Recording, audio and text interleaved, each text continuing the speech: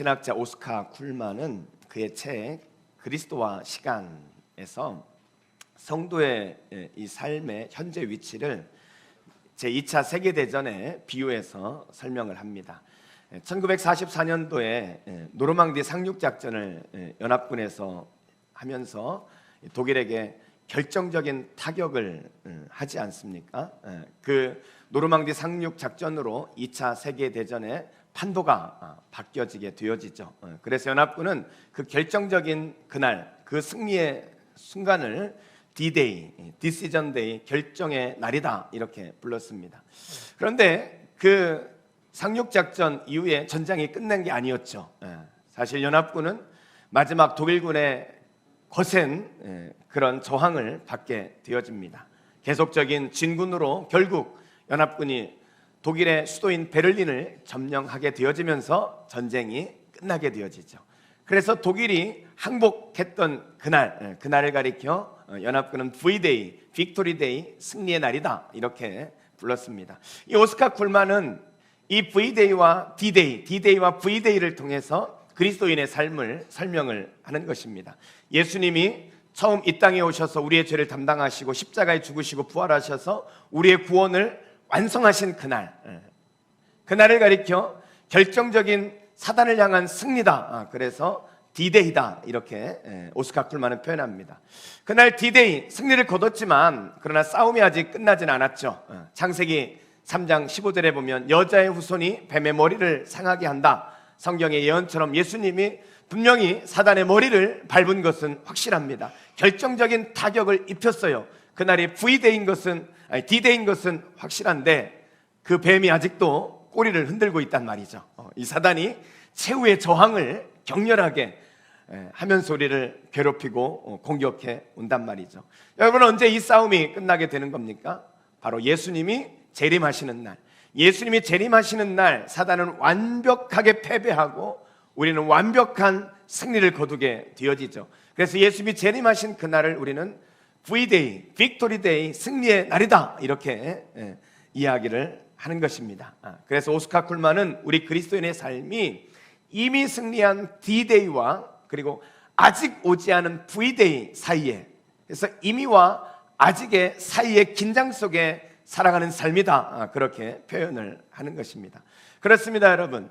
그렇다면 우리 그리스도인의 삶이 D-Day와 V-Day, 즉 이미와 아직의 긴장 가운데 살아가는 삶인데, 예수님의 십자가의 사건을 통해서 우리는 이미 구원을 경험하고 죄사함을 경험하고 기쁨과 평화를 경험하고 하나님의 은혜 가운데 살잖아요. 그런데 그럼에도 불구하고 우리는 아직도 싸워야 합니다. 아직도 끝나지 않은 사단과의 싸움을 하고 있죠. 사단이 끊임없이 우리를 이 고난의 수렁텅이로 몰아넣기도 하고 우리의 인생을 깊은 폭풍 가운데 항해를 하게 만드는 사단의 그 공격이 있단 말이죠. 여러분, 그 공격으로부터 주님이 재림하시는 날 우리는 완벽하게 승리를 거두게 될 것입니다. 그렇다면 여러분, 오늘 우리의 관심이 무엇입니까? 아직도 끝나지 않은 이 매일의 이 싸움에서 우리가 어떻게 승리할 수 있느냐 하는 것이죠. 그런데 여러분 기억하십시오. 하나님께서는 오늘 본문을 통해서 우리에게 분명한 승리를 약속하고 있다는 것입니다. 자, 37절 말씀이거든요. 37절 말씀 우리 같이 한번 합독해서 한번 읽어보도록 하겠습니다. 같이 읽습니다. 시작. 그러나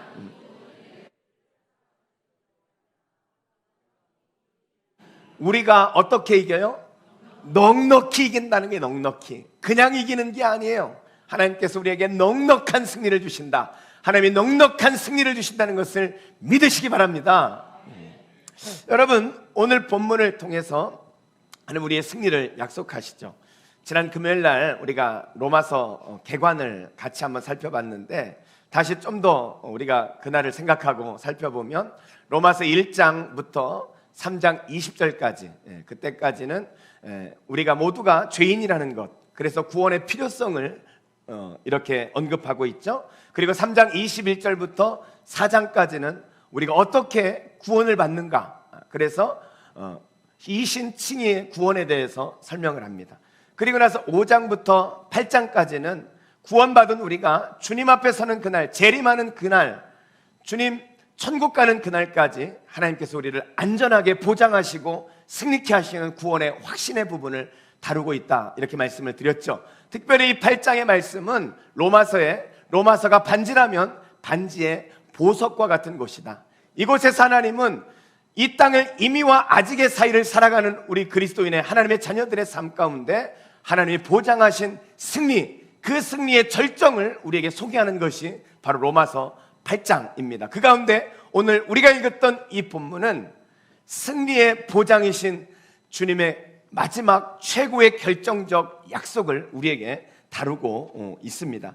여러분, 우리가 그 상황 가운데 주님이 우리에게 승리를 약속하셨단 말이에요. 근데 오늘 본문에 보면 승리를 약속하실 뿐만 아니라 우리가 승리할 수밖에 없는 이유를 우리에게 설명을 하고 있습니다. 그래서 오늘은 이미와 아직의 긴장 가운데 사단의 공격으로부터 우리가 승리할 수밖에 없는 하나님이 약속하신 그 약속은 무엇인지 그것을 살펴보면서 우리가 그 약속 붙들고 우리 인생의 여전히 긴장 가운데 있지만 우리가 어떻게 승리를 주장하며 살아갈 것인지 그것을 함께 오늘 살펴보려고 합니다. 자, 그렇다면 아직은 끝나지 않은 사단의 공격으로부터 승리할 수밖에 없는 이유, 그것은 과연 무엇일까요? 승리할 수밖에 없는 이유, 첫째는 하나님의 선물이 있기 때문입니다. 한번 따라하겠습니다. 하나님의 선물이 있기 때문입니다. 하나님께서 우리가 인생의 시련과 싸워갈 때 승리를 위해 꼭 필요한 것들이 있다면 하나님께서 그 모든 것들을 공급해 주신다는 거예요. 자, 32절 말씀을 보겠습니다. 32절에 보니까 자기 아들을 아끼지 아니하시고 우리 모든 사람을 위하여 내주시니가 어찌 그 아들과 함께 모든 것을 우리에게 주시지 아니하겠느냐. 아들을 아끼지 않고 내어주셨어요. 여러분, 하나밖에 없는 아들을 내어주셨다면 그것은요, 하나님 자신을 우리에게 주셨다는 거예요. 그 말은 다시 말하면 하나님께서 모든 것을 우리에게 주셨다는 거예요. 여러분 기억하십시오. 하나님이 여러분을 위해 아들을 주셨다는 것은요, 여러분을 위해 모든 것을 주신다는 하나님의 약속이라는 사실을 믿으시기 바랍니다. 여러분, 하나님은요 우리에게 좋은 것을 주시는 분이에요. 좋은 것을 주시는 거예요. 아들을 주신 하나님이 무엇을 주시지 않겠습니까? 인생의 시련의 바다를 지나며 고난의 사투를 벌이고 있을 때 우리가 반드시 승리할 수 있는 이유가 있다면 그 싸움에서 우리가 승리할 수밖에 없는 그 모든 것들을 하나님께서 공급해 주시기 때문입니다. 여러분, 그 공급의 하나님을 우리가 믿고 믿음으로 담대히 싸울 수 있기를 주의 이름으로 축원합니다. 그런데 우리가 이 필요한 것을 공급받는 방법이 있어요. 방법. 이 싸움에서 이길 수 있는 모든 필요한 것을 공급해 주시는 하나님의 방법이 있는데, 이것이 뭐냐면 우리가 구원은 믿음으로 받는 거잖아요. 그렇죠? 우리가 구원은 믿음으로 받는데 우리의 싸움의 승리를 위해 필요한 모든 것은 어떻게 받냐면 우리가 기도함으로 그것을 받는다는 거예요. 우리가 기도할 때 하나님께서는 우리의 필요를 채워 주시는 것입니다. 인생의 힘든 싸움을 싸우고 있다면 여러분, 하나님의 보좌 앞으로 나오십시오. 우리가 그 보좌 앞에 나아가 기도할 때 하나님 우리의 필요를 채우시고 우리가 그 필요를 통하여 싸움에서 승리할 수 있게 하나님이 우리를 이끌어 주시는 것입니다. 여러분, 얼마 전에 뭐 좀 지나긴 했지만 브루스 윌킨스가 쓴 내 삶을 기적으로 채우는 기도의 원리, 야베스의 기도라는 책을 여러분 기억하시죠? 많은 분들이 이 책을 읽고 이 말씀을 통해서 인생에 많은 도전이 되고 힘을 얻었는데, 여러분 이 책에 보면은요, 이 천국에 간 존이라는 사람을 소개하고 있습니다. 이 존이 천국에 갔어요. 천국에 갔는데 베드로가 이 존을 천국 가이드를 해줍니다. 그래서 이 천국의 아름다운 그런 황금길을 걷게 하시고, 그리고 아름다운 저택들을 보게 하시고, 천사들이 부르는 그런 황홀한 그 찬송 소리를 들으면서 이 존은 이 천국의 기쁨을 만끽하고 있습니다. 그런데 한참을 가다 보니까 저 앞에 커다란 창고 같은 건물 하나를 발견하게 되어졌어요. 이 존은 도대체 저 건물 안에 무엇이 있을까? 그래서 베드로에게 그 건물 안을 좀 보고 싶다고 그렇게 말했더니 베드로가 꺼려하면서 안 보는 게 좋겠다, 이렇게 말을 하는 거예요. 그러니까 이 존의 마음이 보지 말라니까 더 궁금하잖아요. 속으로 이렇게 생각합니다. 아니, 천국에 무슨 비밀이 있단 말이야? 저 안에 도대체 뭐가 있길래, 얼마나 놀라운 것이 들어있길래 숨기는 거지? 이렇게 생각을 했습니다. 공식적인 안내가 다 끝났는데도 저는 그 방에 대한, 그 건물에 대한 궁금증이 사라지지가 않는 거예요. 그래서 다시 베드로를 졸르기 시작합니다. 그 건물 안에 있는 것을 보여달라고 부탁을 했더니 결국은 이 베드로의 마음이 약해져가지고 베드로가 문을 열어줬어요. 이 전이 문이 열리자마자 달려가 봤어요. 그랬더니 그 건물 안에 꼭대기부터 바닥까지 선반이 쫙 이렇게 세워져 있는 거예요. 그리고는 빨간 리본이 묶여져 있는 하얀 선물 꾸러미들이 그 선반 위에 쫙 이렇게 꽉 차게 놓여져 있는 것입니다. 그래서 이 잔이, 그런 선물이 정리되어져 있는 것을 보고는 이 선물의 주인인 듯한 사람들의 이름이 적혀진 것을 확인하게 되어집니다. 베드로에게 혹시 여기에 내 이름도 적혀 있냐고 그렇게 물었더니 베드로가 갑자기 존을 데리고 밖으로 다시 막 나가는 거예요. 그러면서 안 보는 게 좋을 것 같다고 그렇게 다시 이렇게 존을 말리는 거예요. 그래서 존이 그 말이 끝나기도 전에 그는 다시 자신의 이름이 있는 곳을 찾아서 막 달려가게 됩니다. 자기 이름이 들려있는 선물들이 막 거기에 쫙 진열되어 있어요. 그래가지고 존이 자신의 이름이 적혀있는 선물 꾸러미를 막 이렇게 풀어봤어요. 근데 그 안에 들어있는 선물을 보는 순간 존은 왜 베드로가 그것을 만류했는지 그것을 깨닫게 됩니다. 왜냐하면 이 존이 세상에 있는 동안에 그렇게 하나님 앞에 받고 싶었던 선물들, 그리고 하나님께서 그렇게 주고 싶었던 선물들이 그 안에 거기에 다 이렇게 진열되어져 모여져 있는 거예요. 존이 기도하지 않아서 하나님이 안타까워하면서 주지 못하고 거기에 쌓아놓았던 선물들이 그 방 안에 있었던 것입니다. 여러분, 예수님께서는 마태복음 7장 7절 8절에 이렇게 말씀하셨죠. 구하라 그리하면 너에게 주실 것이요, 찾으라 그리하면 찾아낼 것이요, 문을 두드리라 그러면 너에게 열릴 것이니 구하는 이마다 받을 것이요, 찾는 이는 찾아낼 것이요, 두드리는 이에게는 열릴 것이니라. 예수님은 두드리고 찾고 그런 사람이 얻게 될 거라는 거예요. 구하는 사람에게 하나님이 주신다 이렇게 말씀합니다. 그러면서 야고보 4장 2절은 이렇게 말씀하시죠. 너희가 받지 못함은, 얻지 못함은 구하지 아니하기 때문이라는 거예요. 여러분이 구하지 않아서 하나님께서는 주고 싶은 그것을 주지 못하고 저 천국 창고에 지금 쌓아놓고 있다니까요. 기도하라는 거예요. 기도하면 우리의 인생 가운데 시련과 싸울 때 필요한 모든 것들을 하나님께서 공급해 주시는 것입니다. 사랑하는 성도 여러분, 이미와 아직의 긴장 가운데 살면서 이 사단의 공격, 여기에 우리가 시달리고 힘들고 어렵게 걸어가고 있습니까? 그렇다면 기도하십시오. 여러분이 기도할 때 하나님은 하늘문을 여셔서 넉넉히 이길 수 있도록 하나님께서는 우리의 필요를 채워 주실 것입니다. 아들을 아끼지 않으신 하나님께서 우리에게 무엇을 주시지 않겠어요? 그 하나님의 사랑 안에 거하며 승리하는 여러분이 되시기를 주의 이름으로 축원합니다. 두 번째로 우리가 승리할 수밖에 없는 이유, 첫째는 하나님의 선물이 있기 때문이에요. 두 번째는 예수님의 중보가 있기 때문입니다. 한번 따라하겠습니다. 예수님의 중보가 있기 때문입니다. 오늘 이 본문을 읽어가다 보면 사도 바울은 이 사단의 공격에 대해서 질문 형식으로 4번을 언급합니다. 4번을. 31절에 보면 누가 우리를 대적하겠느냐? 누가 우리를 대적하겠냐? 누가 능히 하나님께서 택하신 자들을 고발하리요? 34절에서는 누가 정죄하겠냐? 35절에서는 누가 우리를 그리스도의 사랑에서 끊겠느냐? 여러분, 계속적으로 바울이 이렇게 반문하는 이유가 뭐겠어요? 누가 우리를 그리스도의 사랑에서 끊겠느냐? 그 말은 다시 말하면 누구도 그 사랑에서 우리를 끊을 수 없다, 이렇게 말씀하는 거죠. 누가 우리를 대적하겠소? 이 말은 아무도 우리를 대적할 수 없다는 거예요. 우리는 반드시 승리한다, 우리는 반드시 이긴다. 이 바울이 그것을 강조하고 있는 것입니다. 여러분, 바울이 이렇게 우리 그리스도인의 승리를 보장하면서 바울이 우리에게 가르치는 것 중에 하나가 뭐냐면, 우리의 승리에 대해서 하나님 아버지의 아들 예수 그리스도의 역할이 뭐냐, 그것을 우리에게 가르쳐주고 있습니다.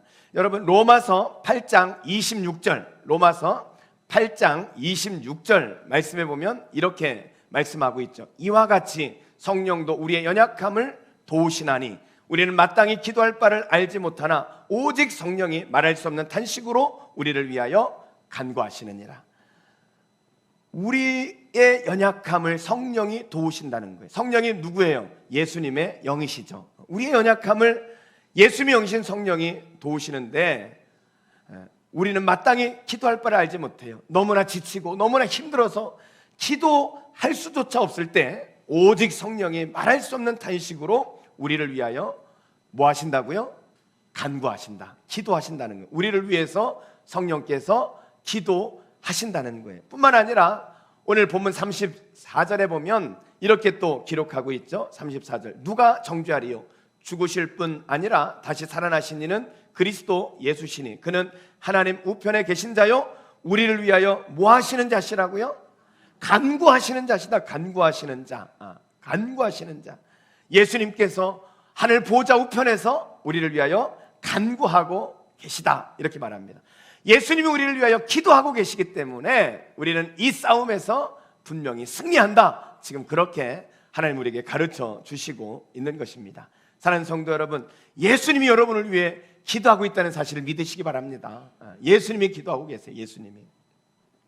제가 목회를 하면서 기도에 대해서 깨닫는 것이 있어요. 기도에 대해서 깨닫는 것이, 이 성도들이 어려움에 처할 때 참 목사의 마음이 참 어렵습니다. 뭐 이렇게 암이라도 걸렸다든지, 뭐 이렇게 갑자기 사업에 어려움을 겪고 있다든지, 그러면 그 소식을 들으면 참 마음이 무겁죠. 신방을 가가지고 정말 간절하게 그 성도들을 위해서 그렇게 막 기도한단 말이에요. 그렇게 기도했는데 그 기도가 응답이 돼가지고 이렇게 하나님께서 역사해 주시면 얼마나 감사하겠어요, 그렇죠? 기도했더니 하나님이 역사하셨단 말이에요. 그럴 땐 참 감사합니다. 그런데 그러지 않아요. 아무리 기도해도 하나님께서 응답이 없을 때가 있단 말이죠. 응답하시지 않아요. 그랬을 때 제가 목회를 처음 할 때는요, 굉장히 실망스럽더라고요. 도대체 하나님은 쪽팔리게 이게 뭐 하는 것인지, 그런 생각도 들고, 목사 체면을 위해서라도 좀 응답 좀 해주시지 마, 이런 생각도 들기도 하고 참 실망스러울 때가 많았어요. 그런데 목회를 하면서 성도들을 위해서 기도해 주면서 제가 깨달아지는 게 있었어요. 그게 뭐냐면, 제가 그렇게 기도하잖아요. 그럼 하나님께서 응답하실 때도 있지만 응답하시지 않을 때는 그럼 그 기도가 무효하냐? 그러지 않더라는 거예요. 제가 이렇게 기도를 하고 나면 그 기도를 받는 성도들이 그 기도 때문에 목사님 제가 용기가 났어요. 목사님 제가 믿음으로 다시 싸울 수 있을 것 같아요. 목사님 제가 승리할 수 있을 것 같아요. 그러면서 기도 때문에 위로도 받고 다시 믿음이 강화되기도 하고, 그러면서 다시 그 앞에 있는 싸움을 싸워 가시더라고요. 그래서 제가 내린 결론이 뭐냐면, 기도는 공짜가 없다. 공짜가, 기도하는 것에는 공짜가 없다. 하나님이 응답하시든지 아니면 기도 받는 그분이 용기를 얻고 믿음을 얻고 위로를 얻든지, 기도하면 어떤 면에서든 효력이 발생을 한다는 거예요. 여러분, 그 기도가 있기 때문에 지금까지 그 기도로 우리가 지금까지 이렇게 올 수 있었던 거 아니에요? 누군가 나를 위해 기도했기 때문에 내가 눈물의 골짜기를 지날 때에 우리가 그 골짜기를 넉넉히 이기고 승리할 수 있었던 거 아니겠습니까? 사랑하는 성도 여러분, 그 기도가 우리를 살렸던 거란 말이에요. 제가 어제 우연히 유튜브에서 이 개그맨 신동엽 씨, 제가 어제 큰 놈한테 물어봤어요. 이 신동엽 씨를 뭐라고 소개하면 좋을까? 요즘에는 뭐 개그맨이라기보다는 뭐 MC도 하고 막 그러잖아요. 그래서 뭐라고 소개하면 좋을까 이렇게 물어봤더니 우리 큰놈이 아무렇게나 해 그러더라고요. 그래서 제가 제일 잘하는 것은 개그맨이라서 개그맨으로 소개를 합니다. 이 개그맨 신동엽 씨에 대한 어떤 인터뷰가 유튜브에 이렇게 떠가지고 제가 우연히 클릭을 했다가 보게 됐어요. 근데 여러분, 신동엽 씨가 신앙인이라는 거를 아십니까? 신동엽 씨가 신앙인이더라고요. 어려서부터 교회를 다녔고요. 고등학교 때는 고등부 회장을 했더라고요, 이 사람이. 고등부 회장을 하면서 성탄절이 되면 성극을 하면 항상 성극에 참여하고, 그때 당시에는 왜 학생부나 청년들이 문학의 밤 같은 거 했잖아요. 그러면 회장이니까, 고등부 회장이니까 그 문학의 밤을 주도해가지고 문학의 밤도 하고 그렇게 했더라고요. 그러면서 이 신동엽 씨가 그런 자신의 그런 신앙에 대한 지난 날들에 대해서 쭉 이야기를 하다가 어머니 이야기를 하셨어요. 어머니 이야기를. 신동엽 씨가 젊었을 때, 아주 훨씬 더 어렸을 때에 어머님이 암에 걸리셔가지고 투병 생활을 하셨답니다. 근데 암에 걸리셔가지고 투병 생활을 하시는 중에 이제 권사임직을 받으셨대요. 그분이 하나님이 주시는 그 직분에 대해서 이제 꼭 받고 싶은 마음, 하나님의 그걸 받았으면 좋겠다 해서 투병 중에 이 임직을 받으신 거예요. 그런데 얼마 지나지 않아서 의사 선생님이 더 이상 의술로는 할 수 없다.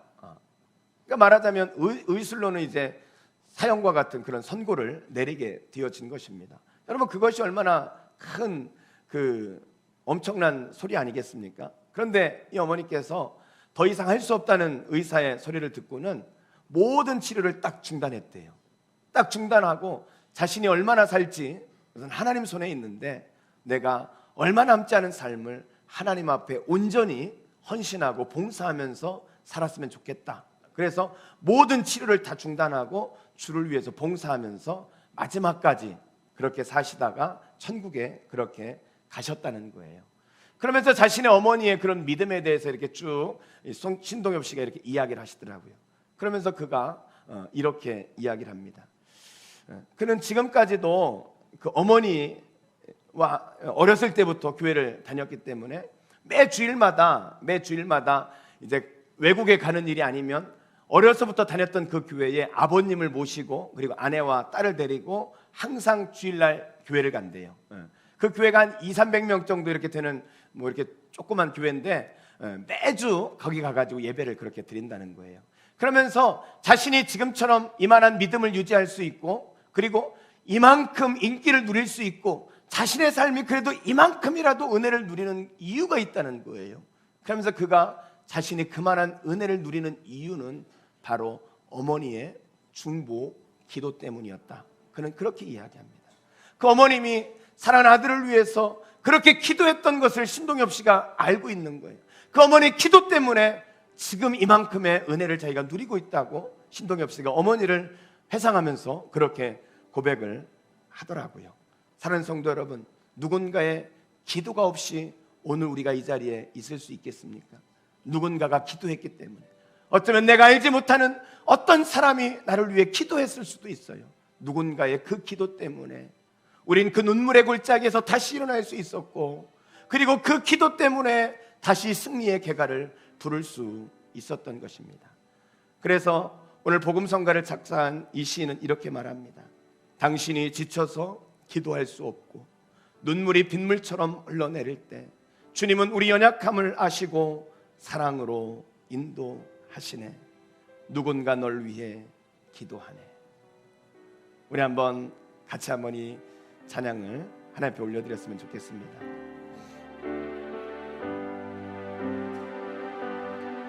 마음이 지쳐서 기도할 수 없고 눈물이 빗물처럼 흘러내릴 때 주님은 우리 연약함을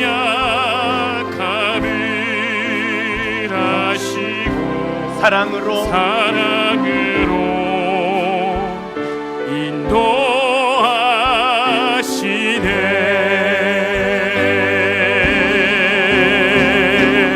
누군가 널 위하여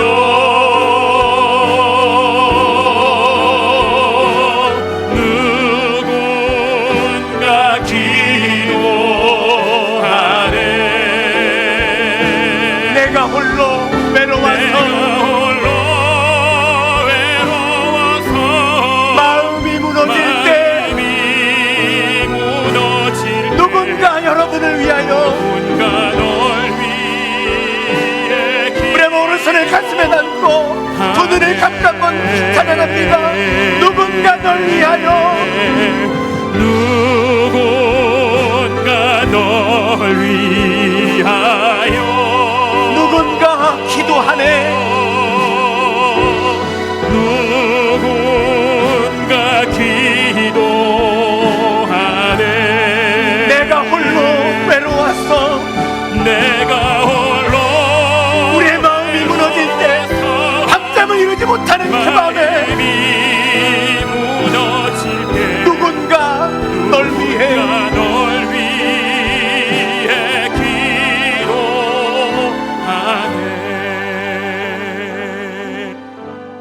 사랑하는 성도 여러분, 인생의 골짜기를 지나는 분이 있다면 기억하십시오. 누군가 분명히 여러분을 위해서 기도하고 있습니다. 지금까지도 누군가의 기도 때문에 우리는 인생의 골짜기를 무사히 건너올 수 있었습니다.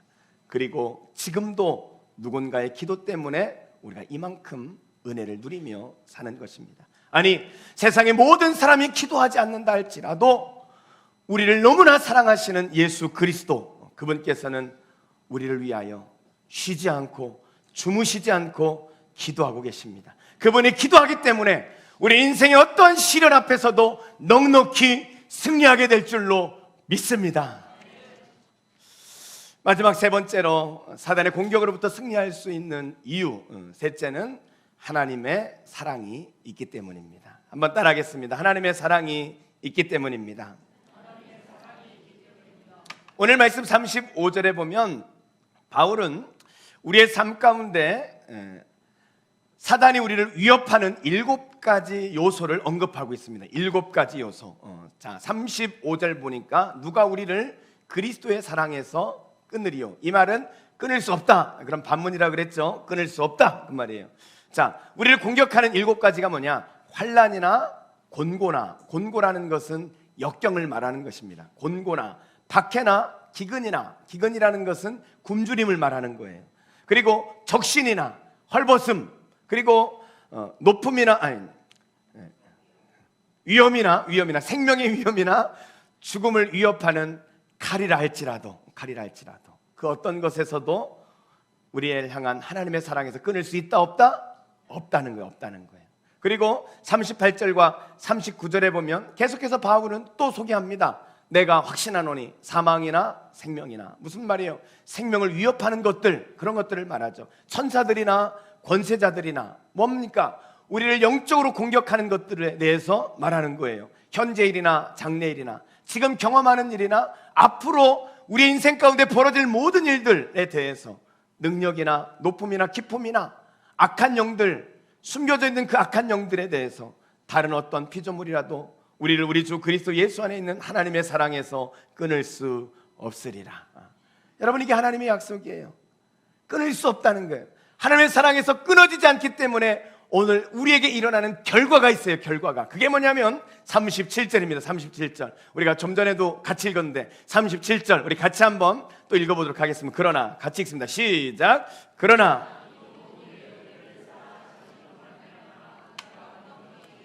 할렐루야, 할렐루야. 우리가 넉넉히 이기느니라. 넉넉히 이기느니라. 무엇 때문에요? 하나님의 사랑 때문에. 하나님이 여러분을 사랑하시기 때문에 우리는 반드시 승리할 수밖에 없다는 거예요. 여러분, 하나님이 여러분을 사랑하십니다. 그러면 옆에 분에게 한번 그렇게 알려주세요.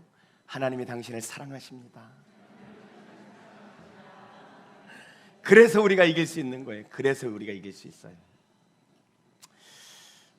서울대 수학과를 나와서 미국 버클리대 박사과정을 마치고 한국에 돌아와서 카이스트 그리고 서울대에서 교수를 지내고 지금은 한국 최고의 석학들이 모여있는 고등과학원의 교수로 있는 세계적인 수학자 이 김인강 교수, 이 김인강 교수님은 여러분 사진에서 보는 것처럼 이분은 목발을 짚고 있어요. 목발을. 이분은 어린 시절이 참 암울했습니다. 2살 때 소아마비를 앓게 됐어요. 소아마비를 알았는데 제대로 치료를 하지 못했습니다. 그래서 서지도 못하고 걷지도 못하는 안진뱅이가 됐어요. 안진뱅이가 돼가지고, 여러분 과거에는 우리가 그런 모습을 볼 수 있는데 요즘은 잘 보지 못하는데, 왜 이렇게 못 걷는 분들이 이제 뭐에 앉아가지고 손으로 이렇게 하면서 걸어가는 거 많이 보셨잖아요. 그래서 11살 때까지 이 김인강은 비료푸대 있지 않습니까? 비료푸대에 앉아가지고 한 손으로는 비료푸대를 잡고 한 손은 땅바닥을 이렇게 끌어들이면서 그렇게 11살 때까지 흙바닥을 그렇게 기어 다녀야 했다고 합니다. 어느 날 어머니의 여윈 등에 엎혀가지고 이 석양을 바라보고 있는데 어쩌면 자기 인생이 석양처럼 저렇게 서글픈 인생이 되겠다라는 생각이 들어서 그 석양을 보면서 한없이 울었다. 그는 그렇게 고백합니다. 실제로요, 그가 11살이 될 때까지 그는 장애로 인해서 학교에서 입학을 거부당하고 학교를 다니지 못했습니다. 어머니의 등에 업혀서 학교를 갔는데 거부당하고 돌아올 때, 학교에 입학할 수 없다고 거부당하고 돌아올 때 업고 있는 어머니도 우시고 엎혀 있는 자신도 울면서 한없이 울면서 그렇게 집에 돌아왔다. 그는 그렇게 고백하고 있습니다. 속상한 아버지는요, 거기에다가 고된 농사일에 지쳐가지고 술을 마시기라도 하면 항상 저런 쓸모없는 자식은 제발 좀 갖다 버리라고 그러면서 어머니를 구타하고 폭력을 그렇게 휘둘렀다 그래요. 이런 어린 시절을 보내면서 집 밖에 나가지 못하니까 그에겐 친구라고는 그저 마당 안에 있는 병아리와 강아지, 그리고 마당 한 곳에 피어있는 작은 꽃들이 그의 삶의 친구 전부였습니다. 어느 날이었어요. 누나가 우연히 알게 된 먹여주고 재워주고 기술도 가르쳐준다는 이 재활원을 소개받게 되어집니다. 그래서 11살의 나이에 처음 집을 떠나서 재활원에 갔어요. 근데 그 재활원이 군대식으로 그렇게 하는 곳이었어요. 그래서 뭐 점호도 하고 그런 열악한 상황에서 11살 된 김인강이 재활원에서 시간을 보냅니다. 그런데 재활원에서 목발이라도 짚고 걸어야 된다고 그러면서 매일 이 물리치료, 이런 재활치료를 했다는 거예요. 이 굳어진 다리를 피는 과정에서 얼마나 아픈지 제발 좀 그만하라고 목이 쉬라고 소리치고 그렇게 날마다 울면서 그렇게 시간을 보냈대요. 그런데 그의 6학년이 되었을 때 그가 드디어 목발을 짚고 걷게 되어집니다. 그것에서 공부를 하는데 공부에 두각을 나타내기 시작했어요. 중학교를 가고 그리고는 고등학교 입학 연합고사를 봤는데 만점을 받았어요. 그래가지고 대전에 있는 충남 고등학교에 진학을 하게 되어집니다. 그리고 선생님께서 너는 활동을 할 수 없으니까 움직이지 않고 할 수 있는 그런 일을 하기 위해서는 수학과가 좋겠다. 넌 수학을 잘하니까 수학과에 가면 좋겠다. 그래가지고 서울대 수학과에 진학을 하게 되어집니다. 서울대 수학과에 진학을 했지만 대학에 들어간 그 삶도 만만치는 않았다 그래요. 그 넓은 캠퍼스를 목발을 짚고 다닌다는 것이 얼마나 힘든지, 특별히 계단을 막 올라다닐 때마다 참 힘든 그런 시간을 보냈다고 합니다. 거기에다 학업을 해야 되죠. 어려운 가정 형편으로 과외를 하면서 아르바이트를 하면서 그렇게 시간을 보내게 됩니다. 이렇게 과로된 삶이 계속 진행이 되어지면서 대학교 3학년 때 폐에 구멍이 생기게 돼요. 그래서 큰 수술을 받게 되어집니다. 여러분, 지금까지의 인생도 그렇게 고달팠는데 이 폐 구멍이 나가지고 수술을 받는데 숨을 쉴 때마다 죽고 싶을 만큼 아픈 고통이 찾아왔대요. 대학교 1학년 때 이 선교 난에 들어가서 교회를 다니기 시작했는데 이 수술한 후에 1년 가까이를 지하 방에서 그렇게 나오지도 못하고 그렇게 살았는데 그때 다녔던 교회의 영향으로 하나님을 향해서 막 원망이 이렇게 되기 시작하더래요. 하나님을 향해서, 하나님, 내가 그동안 살아온 인생도 참 쉽지 않은 인생인데 어떻게 내 인생은 이래야 되느냐고 하나님 앞에 원망을 하고 막 그렇게 불평을 하면, 그런데 그 원망이 잦아들고 불평이 끝날 쯤 되면은 하나님께서 자기의 마음 가운데 그래도 네가 믿음으로 살아야지, 이런 마음을 자꾸 주시더라는 거예요. 그래도 네가 붙잡아야 될 것은 하나님 앞에 없지 않냐, 이런 마음을 주시면서 믿음을 강화시키고 그러시더라는 거예요. 그런데 어느 날 하나님께서 네가 이 땅에 살아야 할 이유가 있다면 너처럼 고난당하고 아파하는 그들의 마음을 이해하고 그들을 격려하고 위로하는 인생을 살아야 하지 않겠니? 그러면서 삶에 대한 그런 비전을 갖게 하셨다는 거예요. 그렇게 그날 그 1년 가까이 지하 그 방에서 하나님과 원망하면서 그러면서 그 원망이 오히려 믿음의 고백이 되면서 그는 그의 삶이 새롭게 거듭나기 시작합니다. 그런데 어느 날이었어요. 한 간호사가 갑작스런 사고로 척추를 당해가지고 하반신 불구가 된 간호사를 만나게 되어집니다. 그분은 사고 전에도 간호사였는데 하반신 불구가 된 상태에서도 간호사로 그 일을 계속하는 거예요. 그러면서 특별히 이 탄광촌의 이 간호원, 그 광부분들을 돕는 그런 일을 하는 그런 간호사를 보게 되어집니다. 자신은 자신의 인생을 비관하면서 그렇게 살았는데 너무나 행복하게 그 일을 하는 그 여인을 보면서 어떻게 저렇게 삶을 살아갈 수 있을까 하면서 그 간호사에게 물었대요. 어떻게 그렇게 인생을 살아갈 수 있냐고. 그렇게 물었더니 이 간호사가, 하반신 불구인 간호사가 이렇게 대답을 하더라는 거예요. 하나님이 나를 지켜보면서 그리고 나를 향해 미소 지어 주시기만 한다면, 하나님이 나를 보시면서 나를 향하여 웃어 주시기만 한다면 나는 평생이라도 이렇게 살 수 있어요. 이 여인의 이 대답 앞에 그는 할 말을 잃었다는 거예요. 이런 인생을 살아가는 사람도 있는데 그는 다시 용기를 얻습니다. 새로운 깨달음을 얻게 되어주죠. 세상에서 지켜봐주는 이 없고 누구도 관심 갖지 않는 자신의 인생이지만 그럼에도 불구하고 살아야 할 이유를 발견하게 되어집니다. 자신을 바라보며 조용히 미소 지어주시는 하나님이 계시다면, 그 하나님이 나를 향하여 웃음으로 기쁨으로 나를 바라봐 주시기만 한다면 나는 어떤 시련이 있고 어떤 역경이 와도 나는 다시 일어날 것이라고, 하나님의 그 사랑이 내 안에 있다면 내 앞에 있는 어떤 시련도 나는 분명히 딛고 일어날 것이라고 그는 그렇게 다짐하고 결단하고, 그리고 그의 하나님 앞에 자신의 결단을 드리게 되어집니다. 그는 그의 책에서 이렇게 고백하는 거예요. 하나님의 사랑만 내게 있다면, 하나님의 그 은혜가 내게 있다면, 하나님께서 나를 기쁨으로 바라봐 주시기만 한다면 내 인생 어떠한 악조건에서도 살아야 할 이유가 있고 살아야 할 가치가 있고 승리할 이유가 있다. 그리고는 자신을 너무나 사랑하셔서 십자가의 아들을 내어주신 그 하나님의 사랑을 붙들고 그는 지금도 그의 인생 가운데 시련의 바다를 믿음으로 싸워가며 그는 승리로 만들어가고 있다. 그렇게 그는 고백하고 있습니다. 사랑하는 성도 여러분, 하나님의 사랑을 여러분은 믿으십니까? 그렇다면 아무리 힘들어도 모든 것을 넉넉히 이기게 하시는 그 하나님을 바라보십시오. 하나님의 능력이, 하나님의 사랑이 당신을 어떤 상황에서도 넉넉하게 승리하게 하실 것입니다.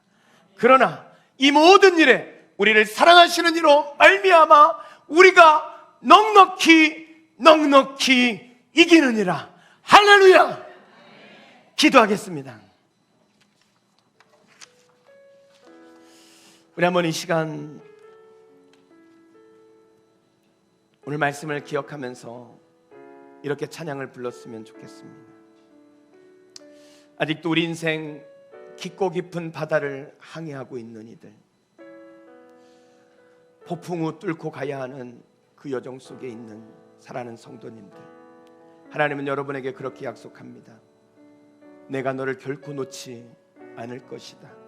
내가 너를 붙잡아 줄 것이다. 이 깊은 바다의 항해를 반드시 승리하게 할 것이다. 오늘 주님의 그 약속을 붙들고 우리 한번 같이 한번 이 찬양 하나님 앞에 올려드리겠습니다.